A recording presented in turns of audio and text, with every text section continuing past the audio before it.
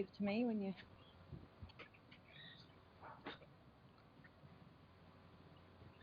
Okay, once again, my name's Sandy O'Connor. I'm the Crime Prevention Officer for the City of Whittlesea, and I work out of Epping Police Station. So in this session, we're going to just have a little bit of a chat about the unwanted phone calls we all get at dinner time, and about a couple of scams that are out and about at the moment. We find, and I find particularly working a lot with the older community, that people are affected by scams and itinerant traders, these unwanted phone calls all the time. So there's a couple of things that we can do. With the phone calls, there is a website called the Do Not Call Register. Now you can, I was having a look at that site yesterday. You can jump online and go to the Do Not Call Register, and I think it's do not call .vic.gov.au or something similar to that, but I'm not 100% sure because I haven't got my PowerPoint slide with me. I did have the number on there. But you can certainly go to that site and register your home phone number, your private mobile number, and any fax machine numbers on that site. And what that does is it's supposed to minimise the amount of phone calls you get from companies that interrupt you every night of the week. It doesn't completely stop them, and it does take about 30 days for it to start to kick in, but you'll find that places that come from an educational type organisation, charities, and a couple of other places are still allowed to call numbers on that register, but other businesses are not. So it's actually an offence to do that. And look, I don't know how well it works. My parents use it and they say that the calls have minimised, but they haven't stopped completely. So if you find that you're getting those phone calls, register anyway. The website says that it's valid for 8 years. I don't believe that that's actually the case. I thought it was 12 and someone else told me it was 6 months the other day. I'm sorry, we've got some tradesmen back here. But you can certainly register on that site and try and stop those phone calls from happening. If you do happen to get some of those phone calls and you're going to engage in a conversation with them, please don't give out any financial advice. Sometimes people are looking for a bit of company, so when they get those phone calls, they're quite happy to have a chat. And what happens is we start to tell them things like the fact that we go away on holidays every January, you know, that we live alone, that our family income, you know, is whatever, and we start to give out a lot of personal information. So we don't encourage it. In my household, and my daughter lives by this rule, if no one speaks to her within a second at the other end of the phone, we hang up. All right? And generally, if there is a pause at the start of the phone call, it will be coming from overseas. So it's a really good idea to just hang up. It's as simple as that. There are some scams out and about at the moment. One of them is by phone and also by fax. So there's a bit of a scam going at the moment and relates to Qantas. So it's where you will get a phone call and someone will tell you that you've won a prize, that you've won a voucher with Qantas. And what happens is that once you've spoken to them, they'll put you through to another area or an operator to take your details to be able to send you that money or that voucher. And what happens there is you're then asked for credit card details and addresses and things like that. That is a scam. So if you happen to get a phone call from Qantas, you probably don't want to speak to them. All right? It's very simple with things like this. If you don't enter a competition, if you don't buy a raffle ticket for something, then you're not going to win anything in that raffle. All right? If you don't have a relative overseas who was rich, then you probably haven't inherited millions of dollars. All right? The other one that's going at the moment is that a lot of people are receiving emails that appear to come from electricity power companies saying that you owe money, you have an outstanding amount on your electricity bill or your gas bill. If you get anything like that, simply delete it. Generally, you'll find that the account number on the email will be incorrect. So if you were to check your own account number, you'll find that there might be an error there. There also tend to be spelling errors in that email. going around. But what it does ask you to do is click on another link to make that payment. All right. Again, they're going to steal your money. You're never going to see your money again if you do that. It is a scam. All right. So there are a few things like that out and about. With your emails and your computers, it's as simple as if you don't know where that email is coming from, don't click on a link. You'll end up with a virus and your computer will be hacked. All right. Banks won't email you and ask you for account details and things like that. So ignore them. And I've done that plenty of times. I seem to get a lot of these emails at home. I just delete them. And no one's ever chased me up, and I've never got in trouble for not paying a bill or anything like that. So just get rid of them.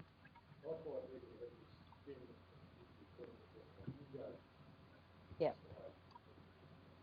Yep. Can everyone hear Mike? No. No? So Mike just said that he gets a lot of phone calls at home from someone who sounds like they are of Indian descent talking about fixing his windows. And that's an itinerant trader, and I'll have a chat to you about that right now, actually. So on the scams and things like that, there is a website called ScamWatch. And if you go and have a look at that website, that'll keep you up to date with all the new scams that are out. And it's a really good website. It also enables you to report scams and things like that. So if you are affected by anything like that, you can certainly call ScamWatch, or you can contact them online through their website and report those scams. They are very good, and it's really good for consumer advice. All right. Okay, so Mike just mentioned that he had someone contact him about windows. Right. We have a really big problem with itinerant traders, and what an itinerant trader is basically a door knocker who's offering a service to you or offering to sell you something. What we find out in this area, and in actual fact most areas across Victoria, is that these traders will generally target older homes in the area, and the reason that they do that is because older homes are generally occupied by older people. There's also a chance that that older person resides alone. All right. And I suppose older women are mostly affected by this and often fall subject to these crimes. So the most common complaints we get relate to fencing. Painting and roof painting is a very popular one over summer. So someone will knock on your door and tell you that they're working in the area, that they've noticed that your roof requires restoration or painting, and they will offer to do that for you at a very cheap price. Carpet cleaning used to be popular in this, but painting and gutter repairs and tree lopping is the latest one that we've seen. All right. So what happens here is that they'll come along, they'll knock on the door and they'll offer you a service. The quotes are generally very low, but any work that is done is very much below standard, or in most cases is not done at all. The consumers are normally asked to pay up front. So what happens is they'll come along, and to give you an example and to put it in as easy terms as I can, is that someone will knock on the door. A 70-year-old woman might open that door and the person offers to paint their roof for them. And the woman at the other end says, oh, I didn't realise that my roof needed painting, because that's what happens, okay, as years go on. So generally what happens is that the scammer will then offer a really good deal, but the catch is that you must take up this deal today. It's only on offer to you today, but it's a really cheap deal, and if you miss out on it today, it's going to cost you a lot more money down the track. Now, what we found in the past is that people are being pressured into taking up these deals, but when they turn around and say, I don't have the deposit on me now, I don't have cash on me now, scammers are actually offering to take people to the bank. All right? And yeah, it sounds funny and it sounds ridiculous, but we've had a lot of people actually get in a car with someone that they don't know and get driven down to the bank so that they can withdraw money, so that they can pay for their new roof, and then the trader's never to be seen again. All right? So we have a lot of door knockers that come to our doors nowadays for energy efficient, lighting, for electricity. That's the big one. Electricity's come along all the time. Most of them will have identification on them, all right? What you'll find is that if they are criminals, if it's all a scam, they won't have any identification on them at all right? They will have no fixed address, no business address, and they will have no fixed line telephone number. So there are some signs that tell you that there's something dodgy going on. If they only have a mobile number, that's a big sign. If they don't give you a written quote and if they are not wearing any identification, then that's a sign. If someone comes to your door and you're actually interested in what they've got to offer, ask them for identification, get the details through your security door and ring the company yourself and verify that they've got people working in the area. If you're unsure, you can ring the police and let them know that there's someone offering roof restorations in the street. We're quite happy to come along and check those people out. Generally, they will only accept cash, so no cheques, they won't have Visa card facilities or anything like that, so they will only want cash. And they'll have no referees. Okay, so as soon as you find that something's not right or you're feeling a little bit uneasy about, what they're offering, say see you later. Okay, a person has implied consent, so they are by law allowed to come to your front door. Okay, as soon as you ask them to leave, they're no longer allowed to be there. So if you tell someone to leave and they don't, and you repeat that again, and they don't, just call the police. All right. We are very busy out there, I know, but that's our job. So, my advice to anyone who's feeling uneasy about anything is to make that phone call and let us know what's going on. They're not allowed to be there once you refuse them permission. All right. So the other thing that I always tell people is that even if you're getting older, if your roof needs repairs, if your fence needs repairing, if your trees need lopping.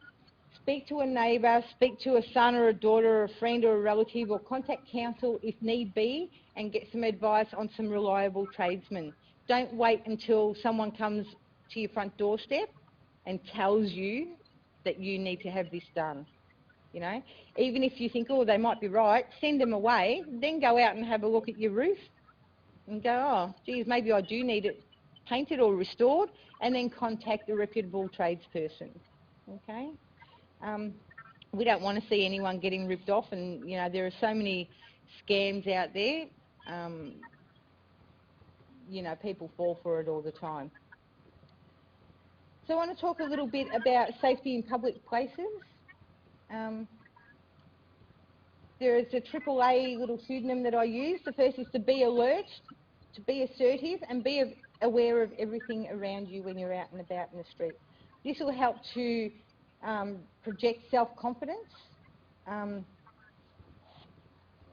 so that when you are out there, for instance, if you come across a group of young youths who are walking, so if I was walking down the street and on the right-hand side of the street there was a group of, half a dozen 16-year-old males, and I was walking down the street and I sort of came up to them and thought, oh, they look a bit, I don't want to go near those guys.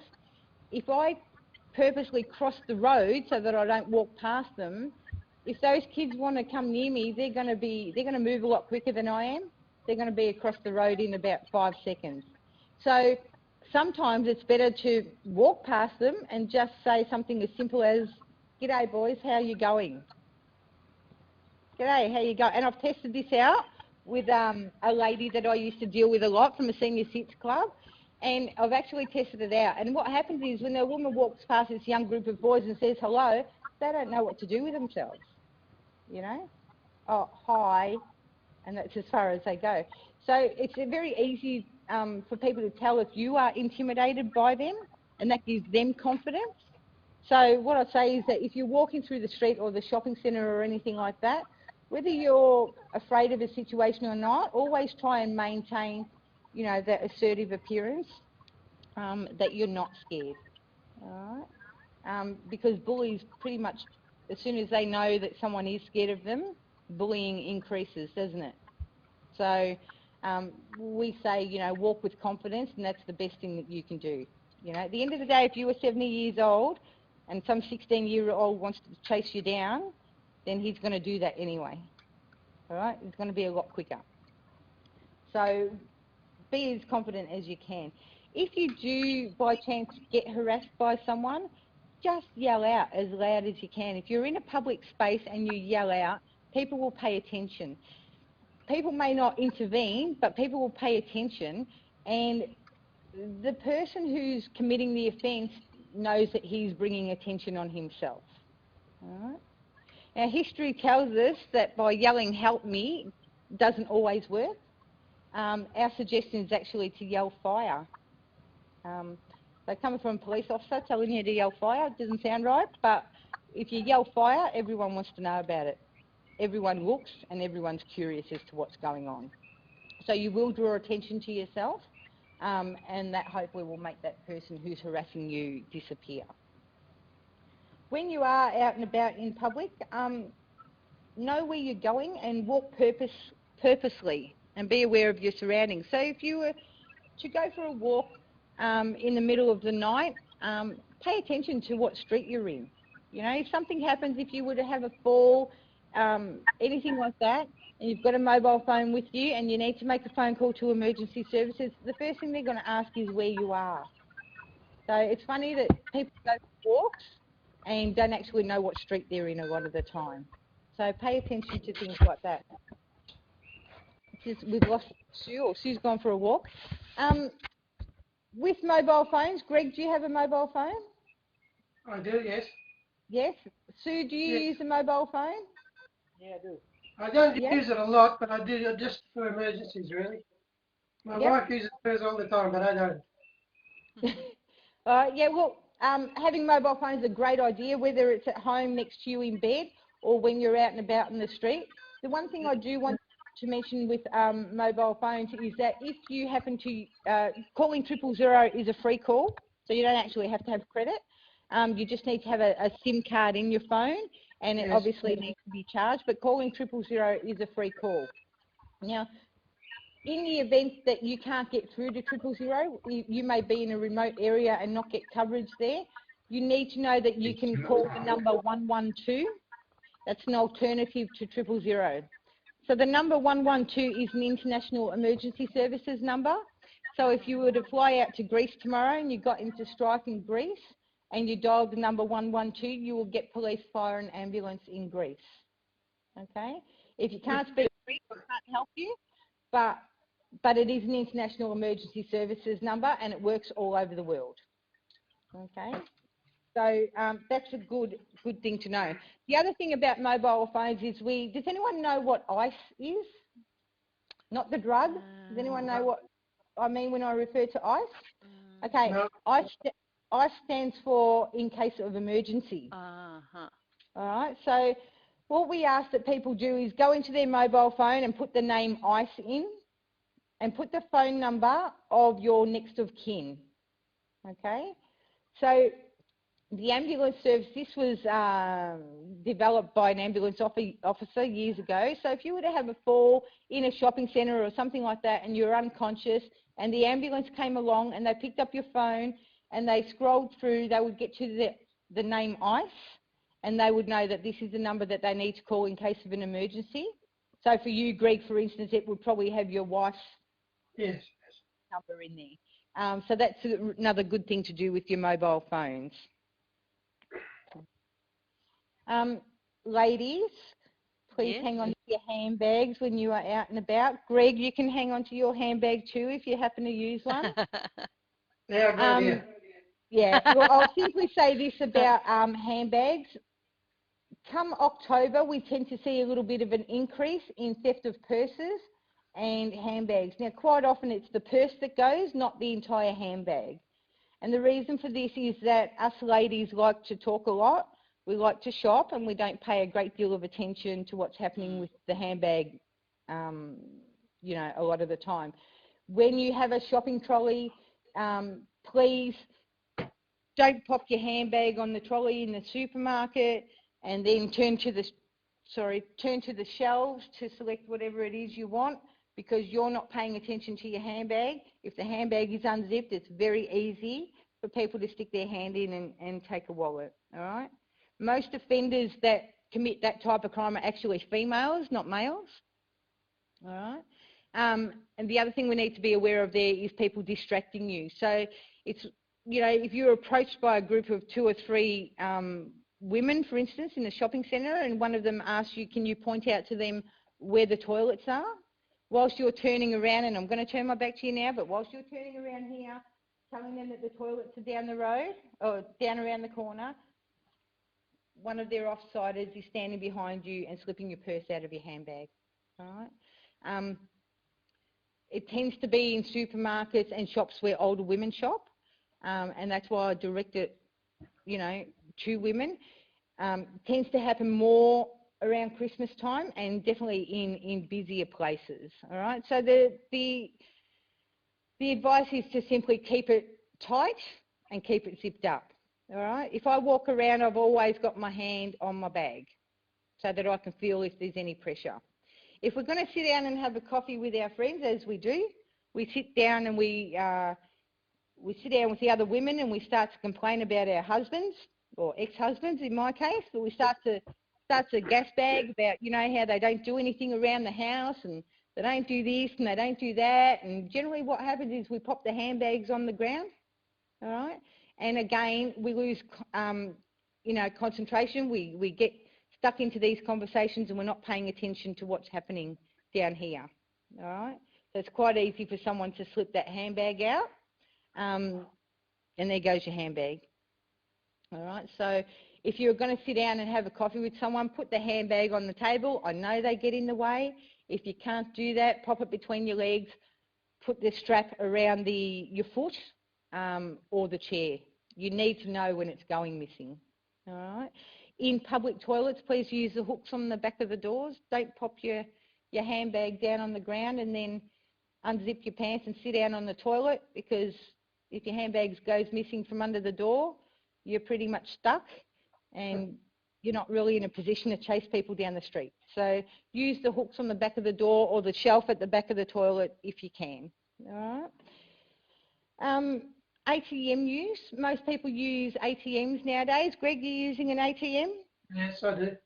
Yeah, my mum hasn't quite got there yet. I've told her that on the 1st of August she's going to have to start using a PIN, and she's in panic mode.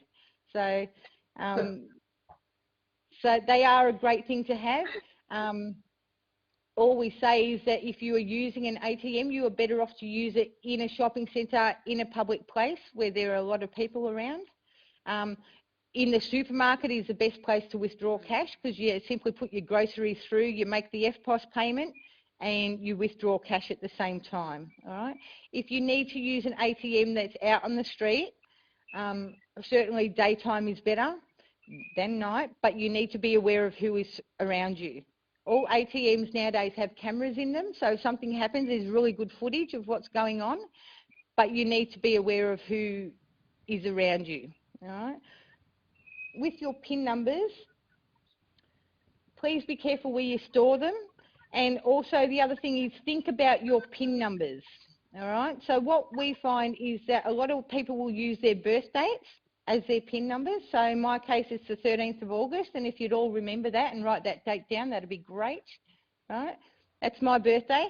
So now if I was to put 1308 as my PIN number, change my PIN number to 1308, and I was to lose money because someone else had gotten hold of my ATM card, I'll have a lot of trouble with the banks, and the banks actually won't cover you nowadays if you use PIN numbers that are really obvious.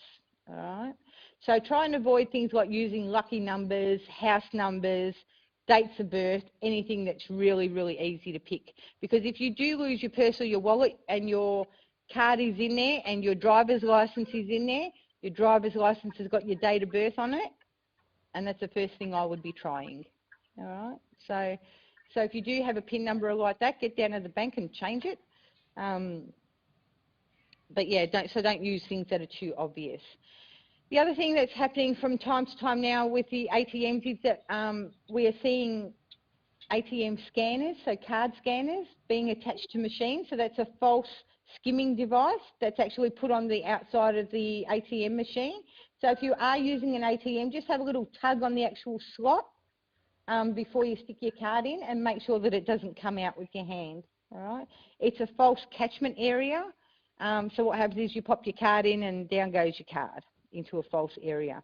The banks are well aware of this and generally check their ATM machines at regular intervals during the day to make sure there are no skimming devices attached to them.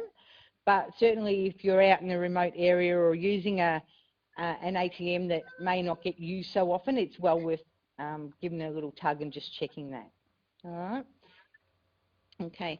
Does anyone use public transport? We're public transport users? Judith? Yes. Yeah. Okay. All right.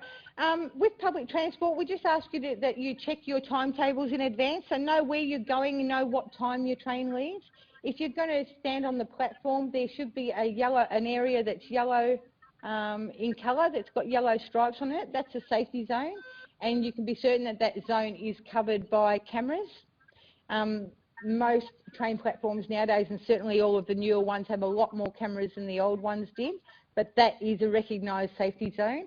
And within that zone, there are a couple of buttons. One's a green one, which will give you some timetable information if you need it. The other is a red one. If you press that because something's going on, someone will speak to you from Metro or whoever's around at the time, and you can let them know what's going on.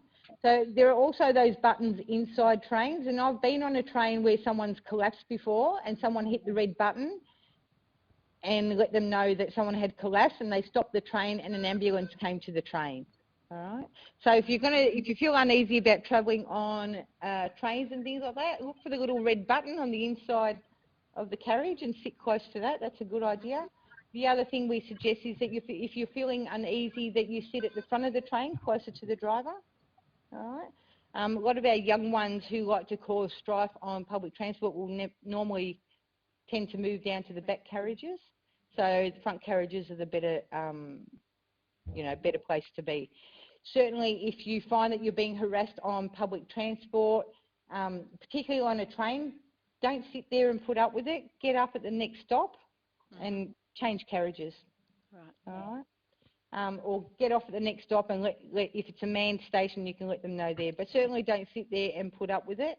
We actually don't have a lot of offences on our trains, believe it or not. People have really poor perceptions of our public transport, but we actually don't have a lot of crime that occurs on our trains. All right. Most crime that occurs that's related to our trains actually occurs within a 500-metre radius either side of the train line. And generally what it entails is people using their mobile phones and iPods and things like that when they're getting off the train. So if I was to stand down at the local train station across the road this afternoon and have a look at every person getting off the train, there'll be plenty of them on their phones as soon as they get off the train, or with getting off the train with iPods in their ears and things like that. So once they're a little bit further away from the train station and they're on their own, they then become the perfect victim for someone wanting to make some quick cash and steal a mobile phone. So our train lines are pretty safe. It's the areas around them that are not so safe. We have our protective services officers on most platforms now, and they've made a big difference in crimes dropped. And we also have transit police. So the protective service officers are overseen by the police, so they don't charge offenders as such. We do it for them. So we're always there with them, basically supervising or not too far away. Okay. The last thing I'll talk about is very quick, and it's in relation to safety in motor vehicles. So when you are leaving home, you need to know where you're going, and certainly, please, it sounds stupid, but make sure that you've got fuel in your car. If you're going to drive out to the country, you don't want to get stuck halfway without any fuel in the middle of the night, because that's not going to be a pleasant experience. If you are driving along and somebody cuts you off, all right, please be aware that people make mistakes. So, it may not be the smartest thing to just abuse somebody right off the top of the bat, because that person may react badly.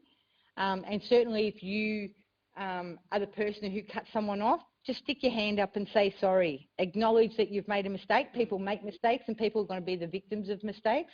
And we need people to get in the habit of understanding that, hey, sometimes I'm going to muck up and sometimes the other person's made a mistake. Because what we're seeing is a lot of people just getting very angry. You know, people are stuck in traffic for long hours during the day and the afternoon and they get a bit frustrated, and as soon as something goes on, there's yelling and screaming going on, and we don't want that to happen. If by chance you do become the victim of some abuse in traffic, ask that you don't actually get out of your car. We ask that you don't engage in conversation with anyone. Just drive to a nearest police station or a service station or any public space that's where there are a lot of people around, and make a phone call to the police from there. All right? Don't stop on the side of the road at night. Get to a public place, basically, that's well lit up, and that's the best thing that you can do. Keep your mobiles with you. Whether you drive with the doors locked, some people say that you should drive with your doors locked. It's up to you. What you do, some people say, yes, that's the safest thing you can do. I don't do it, so, you know, that's up to you. If you are going to a shopping centre, please try and park in well-lit areas. And have your keys ready when you are walking to your car, particularly around Christmas time, when people have a lot of presents and things like that, gifts that they're putting in boots of cars or carrying back to their cars at shopping centres. That's when you'll get approached and you'll lose, you know, your purchases. So just have your keys ready when you are going to your car. And if you're in big car parks, just pay attention to what's happening around you. All right. Look, that's about it. I did have a PowerPoint with some phone numbers, but as you can see, it's not here. So hopefully this has gone all right. Hopefully I was looking in the right direction, and I'm quite happy to come back and speak about any other topic down the track. Has anyone got any questions? I've got a couple, Sandy. Yep. The first one relates to the one-way screws that you were talking about for the registration plates. Yep. And just wondering, is there any community day that's held in Whittlesea where those are actually distributed at all, that sort of thing? Look, we used to do safe plate days where we would actually come out and fit them to cars. It's gotten to the point where basically we don't have enough police officers on the street, let alone be able to do those days anymore. We rely on volunteers to do them, and there are some issues around liability if you happen to scratch someone's car or anything like that. So I've moved away from doing those because I can't, you really, you know, if you were doing 300 cars in a day, you would want at least 10 people there helping you out. It's quite labour intensive. So for that reason, I've started to package the screws, and I've written instructions and put them in those packages, and I've written those instructions for women. So there's absolutely no reason why anyone couldn't fit them. And they are sitting at Whittlesea Mill Park and Epping police stations, so anyone can get them. Great. We've also got a forum coming up, so and we will have them there. And I'll just, before you ask your other question, I'll just let Greg know. If you're interested, Greg, police are running a community forum at Council in the Great Hall on Wednesday the 21st of May. That will have some short 10-minute sessions about family violence, about youth, about road policing, crime prevention and neighbourhood watch. It'll be hosted by the local area commander, Inspector Bob Dykstra, and starts at 6:45. If you wanted to come along to that. People will also have an opportunity. Sorry? Is that on a Wednesday? It's a Wednesday night. So the first half of the night will be presentations, and then after we have a bit of a break and some cake and things like that, the public will be able to ask questions of all the officers in charge, of the local police station. So we're opening ourselves up for questions, I guess, there, and maybe some criticism, and hopefully some not so much criticism, but we are opening ourselves up. So if you're interested in coming along to that, you're more than welcome. And how long does that go for? Look, I've advertised, and it is I think it's on the first page of the local paper this week. I've put in there 6:45 to 9:30. I anticipate it will be finished by about 9 o'clock, but I've given a bit of leeway there in case we get. And Sandy, just in relation to alarms, do you know of any products that are sort of available at a discount price for pensioners, that sort of thing? Look, no, I don't. Yep. Um, Okay. The other, look, it would be very easy for me to probably try and strike up a bit of a deal with the company, but we're not allowed to promote Yeah. any particular company as Mhm. such. So, but look, audible alarms, I know your hardware stores, your Bunnings and things like that Okay. do have a lot of security products. You just need to get Yes. an electrician to come along and wire them up. Mhm. The other thing is if you were interested in a monitored alarm, I'd be looking at someone reputable. Mhm. You know, Yeah. I'll give you one, ADT Security. I don't mind them. Mhm. So, but there are a lot of reputable companies out there, and I would probably steer away from the smaller operators. Okay. Good. And Okay. go with one Thanks. of the bigger ones. Sandy, did you say that you can obtain the screws for the number plates from the police station, or do we have to buy them from Bunnings? Or No. Look, if you go to Bunnings, you may find them there, but I think they're about $4 a packet or something. If you walk into Epping or Mill Park Police Station, in your case, you can just ask for a packet of screws, and they'll ask you for a donation. And I simply get people to make a donation, and it's just a gold coin, so $1 would do. And that's just so that I can buy more screws and package them up. So we don't have any funding for it, so to keep it going, we just ask for the donations. okay, Right. thank you. Or if you come along to the forum, I'll have some there. All right. Okay. Is that it? Thank All done? you. Yes. Thank Thank you you. for Thank you very much, spending the Sandy. time, That's because we've great. been going for an hour. Yeah. Yeah, thanks very much. It's very informative. Okay. Thanks, Greg, very much for Thank joining you. us this Thanks, Mike. afternoon and trying it all out. Thank you. All right.